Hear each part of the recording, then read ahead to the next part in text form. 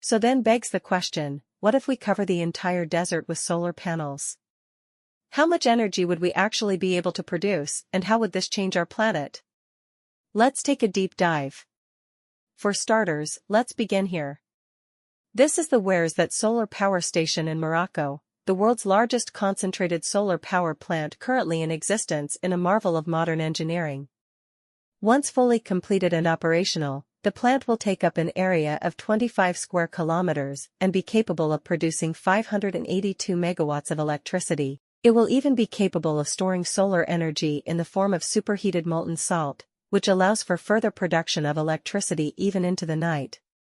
After investing more than $9 billion into their solar energy objective, Morocco aims to create 4 additional plants similar to this one in the Sahara that will collectively create more than 2,000 megawatts of electricity production, which will be enough to provide for roughly 38% of all of Morocco's annual electricity needs.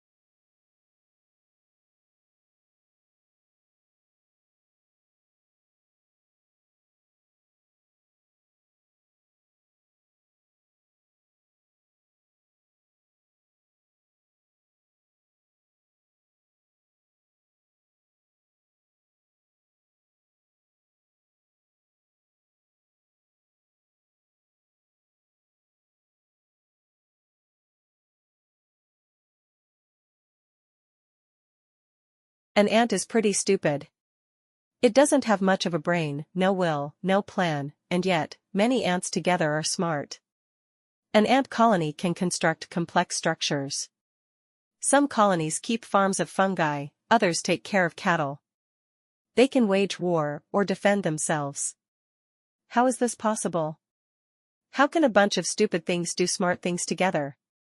This phenomenon is called emergence, and it's one of the most fascinating and mysterious features of our universe.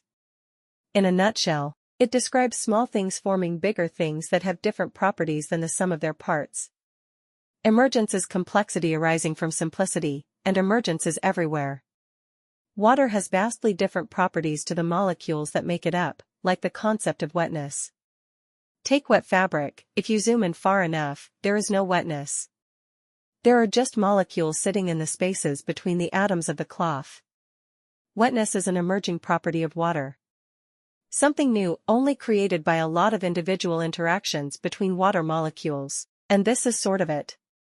Many things interact under a certain set of rules, creating something above and beyond themselves.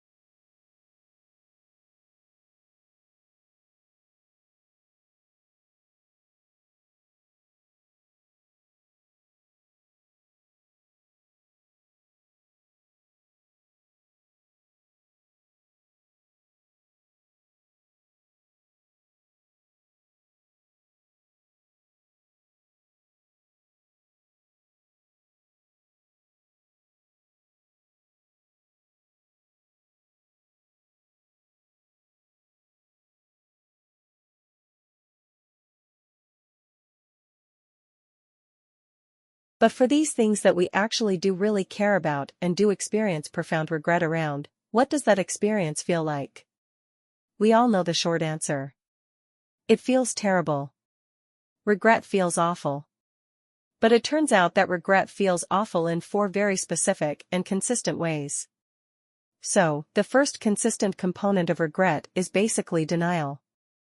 When I went home that night after getting my tattoo, I basically stayed up all night.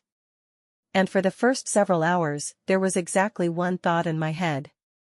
And the thought was, make it go away. This is an unbelievably primitive emotional response. It's right up there with, I want my mommy. We're not trying to solve the problem. We're not trying to understand how the problem came about. We just want it to vanish. The second characteristic component of regret is a sense of bewilderment. So, the other thing thought about there in my bedroom that night was, how could have done that? What was thinking? This real sense of alienation from the part of us that made a decision we regret. We can't identify with that part, we don't understand that part. And we certainly don't have any empathy for that part, which explains the third consistent component of regret, which is an intense desire to punish ourselves.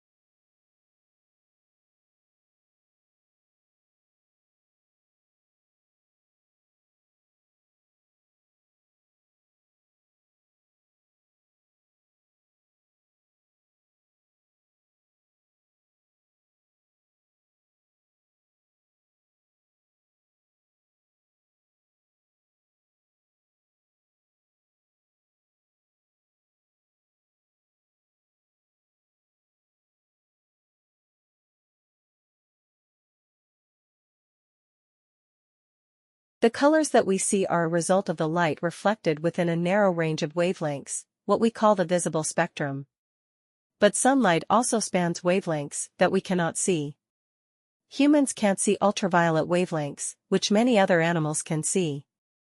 But there's one set of wavelengths that elude all of us, these are near-infrared, NIR, wavelengths.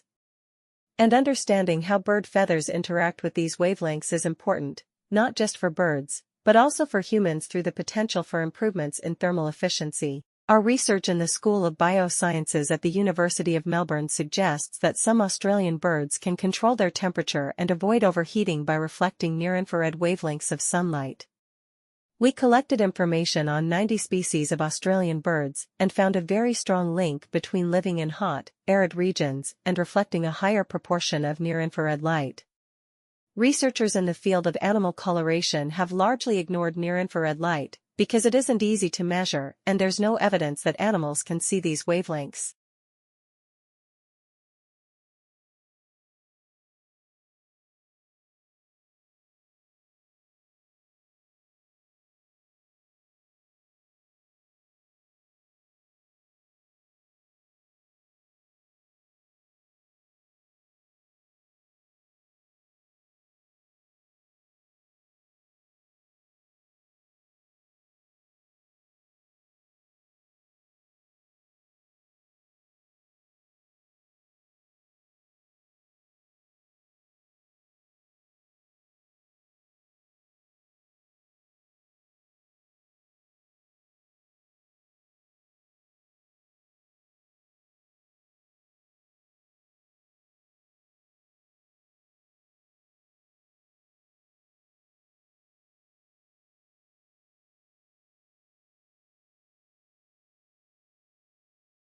But if we're to ask you a similar question, what percentage of the population do you think is capable of truly mastering calculus, or understanding organic chemistry, or being able to contribute to cancer research?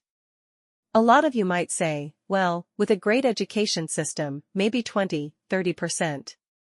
But what if that estimate is just based on your own experience in a non-mastery framework, your own experience with yourself or observing your peers, where you're being pushed at this set pace through classes, accumulating all these gaps? Even when you got that 95%, what was that 5% you missed? And it keeps accumulating all the way you get to an advanced class, all of a sudden you hit a wall and say, I'm not meant to be a cancer researcher, not meant to be a physicist, not meant to be a mathematician.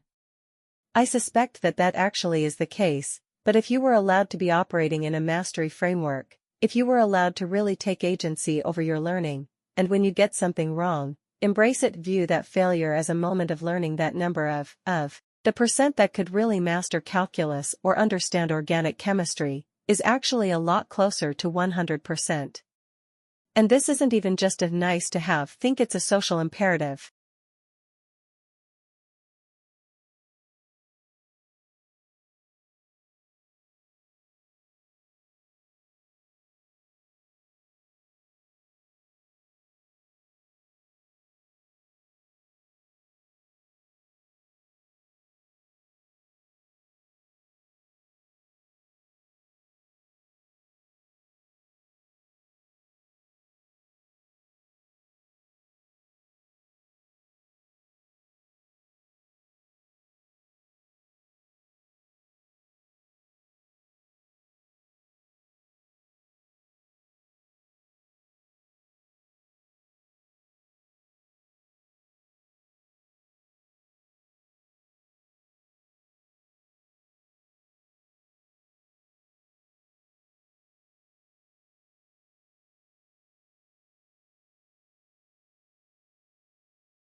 Now, why are companies embracing the re-entry internship?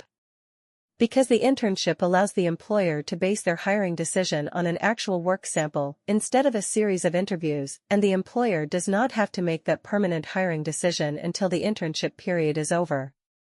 This testing out period removes the perceived risk that some managers attach to hiring relaunchers, and they are attracting excellent candidates who are turning into great hires. Think about how far we have come. Before this, most employers were not interested in engaging with relaunchers at all. But now, not only are programs being developed specifically with relaunchers in mind, but you can't even apply for these programs unless you have a gap on your resume. This is the mark of real change, of true institutional shift, because if we can solve this problem for relaunchers, we can solve it for other career transitioners too. In fact, an employer just told me that their Veterans Return to Work program is based on their re-entry internship program, and there's no reason why there can't be a retiree internship program. Different pool, same concept.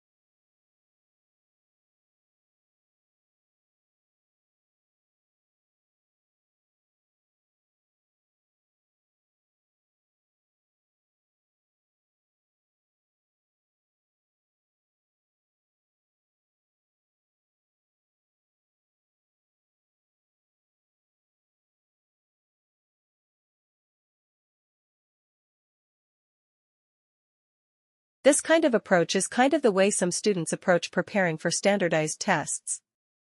In order to get test scores to go up, teachers will end up teaching to the test. Now, that approach can work, test results often do go up. But it fails the fundamental goal of education, to prepare students to succeed over the long term. So given these obstacles, what can we do to transform the way we transform organizations? So rather than being exhausting, it's actually empowering and energizing? To do that, we need to focus on 5 strategic imperatives, all of which have one thing in common: putting people first. The first imperative for putting people first is to inspire through purpose. Most transformations have financial and operational goals. These are important and they can be energizing to leaders, but they tend not to be very motivating to most people in the organization. To motivate more broadly, the transformation needs to connect with a deeper sense of purpose. Take Lego. The Lego Group has become an extraordinary global company. Under their very capable leadership, they've actually undergone a series of transformations. While each of these has had a very specific focus, the North Star, linking and guiding all of them, has been Lego's powerful purpose: inspire and develop the builders of tomorrow. Expanding globally? It's not about increasing sales, but about giving millions of additional children access to Lego building bricks.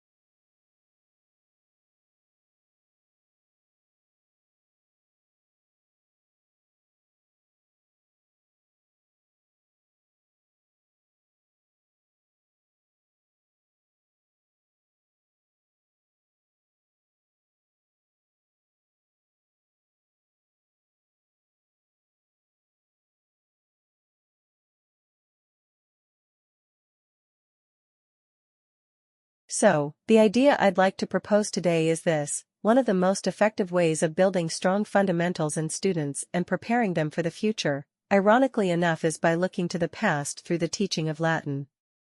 Latin will help students think more logically, communicate more effectively, and have a more comprehensive understanding of the world around them, no matter how technologically advanced that world may become. To begin with, let's address a common misconception that Latin is a dead language spoken by ancient Europeans 2,000 years ago, holding no relevance whatsoever for people living in the 21st century. There's even an old poem that expresses the point of view. Latin is a language as dead can be. First it killed the Romans, and now it's killing me.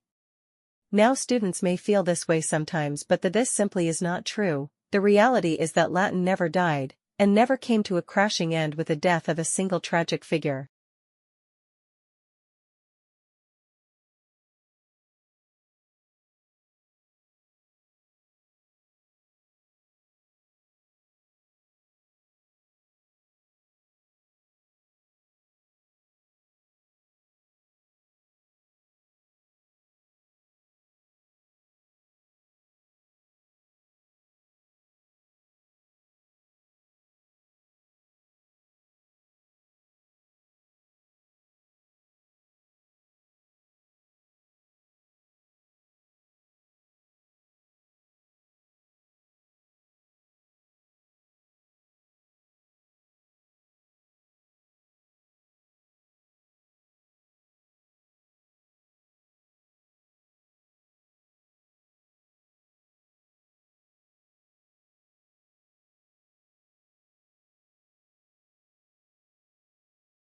Tattoos have often been presented in popular media as either marks of the dangerous and deviant or trendy youth fads.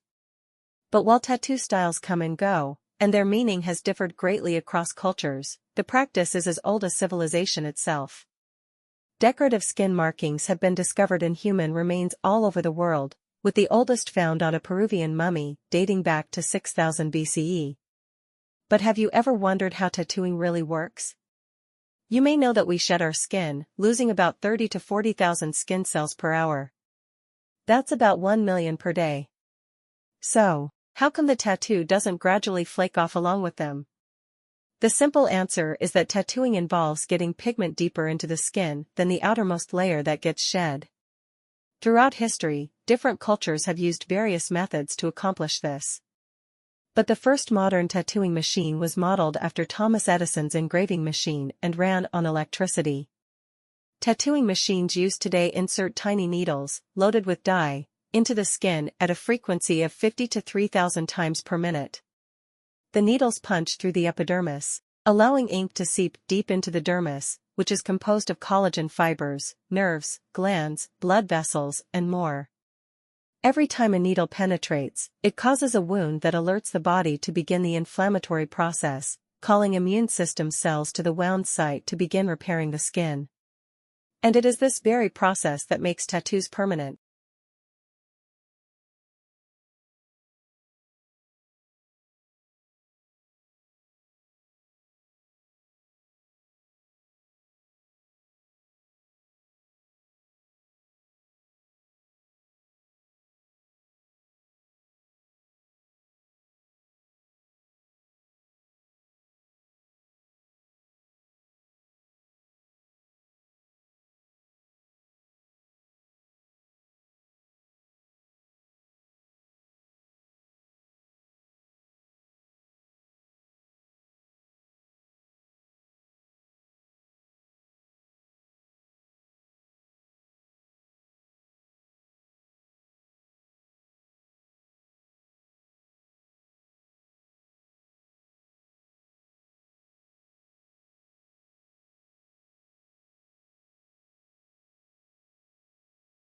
Well, according to the American Psychiatric Association, addiction is a complex condition of the brain where a person has compulsive substance use, despite there being harmful consequences.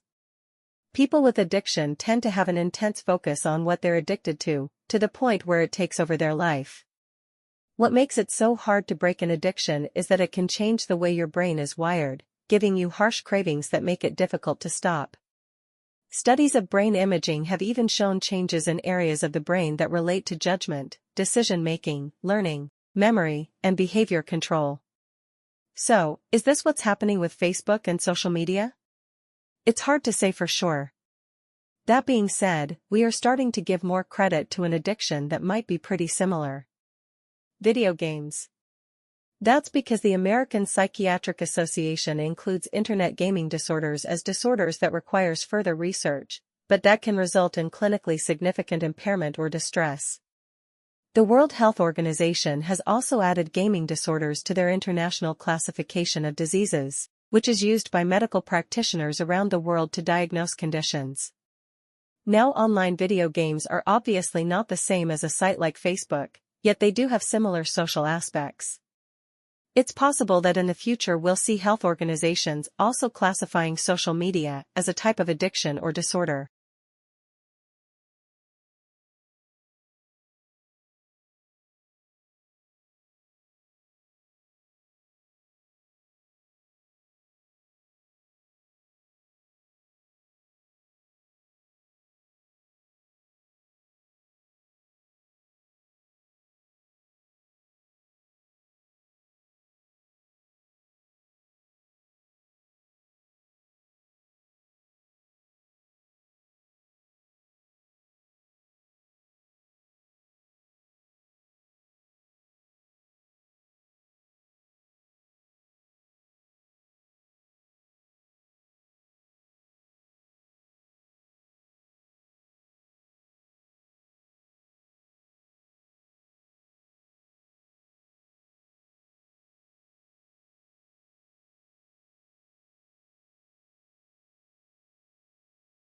We've all heard the phrase, laughter is the best medicine. But why do we laugh in the first place? It seems that laughing might be a little more hardwired into us than you might think. Infants laugh very early in life, usually learning how to laugh before they can speak. Not only that, but people that are born blind and deaf can still exhibit laughter. One study found that the laughter produced from deaf participants was fundamentally similar to that produced by normally hearing individuals, backing up the idea that laughter is grounded in human biology. It's also been theorized that laughter predates human speech by potentially millions of years, being a simpler form of communication. Laughter is thought to have likely helped earlier people negotiate group dynamics and establish hierarchy. I can't even imagine trying to explain that I'm a little goofball using only laughter. So, if laughter actually is instinctually part of humans, then why do people laugh? It seems like laughter is more of a way for people to better handle stress and make situations feel less threatening than laughter only being about things that we find to be funny.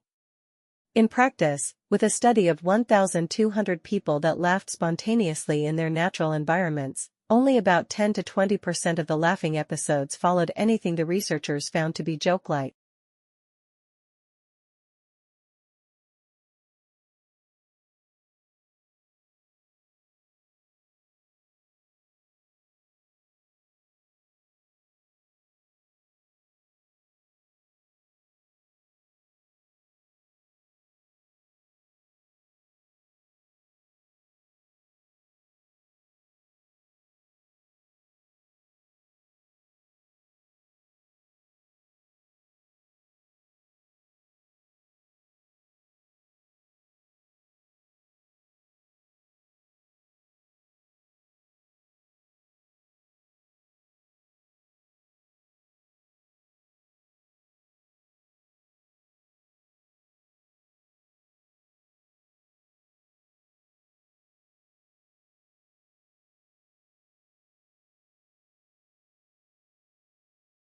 But what exactly happens to your body when you're in a coma? First, we have to be clear that comas are very different from sleep. Despite the fact that the origin of the word comes from the Greek for coma, or deep sleep, comas are not sleep however and are instead various forms of unconsciousness that render a person unable to respond to any external stimuli. You can play the loudest, heaviest death metal in the world right next to someone who's comatose, and you won't succeed in doing anything except really annoying the neighbors. Likewise, you can even physically hurt people in a coma and they will remain completely oblivious and unresponsive. In times not too distant past, this was sometimes used as treating, with doctors trying to shock their victims back into consciousness. Everything was tried from exposing parts of the body to open flames, to severely dropping the body's temperature with ice, to even bloodletting from the head directly. One treatment even included wholly emptying the stomach, we guess because the doctors thought that if a patient got hungry enough, the body would force them to wake up. Or maybe they really were just throwing everything including the kitchen sink at the problem, which we're sure was also tried. Comas can occur as a result of serious trauma or as a deliberate medical treatment by doctors. They are typically brought on by traumatic head injury, and it's believed that it's the brain's way of shutting down so it can focus on repairing itself.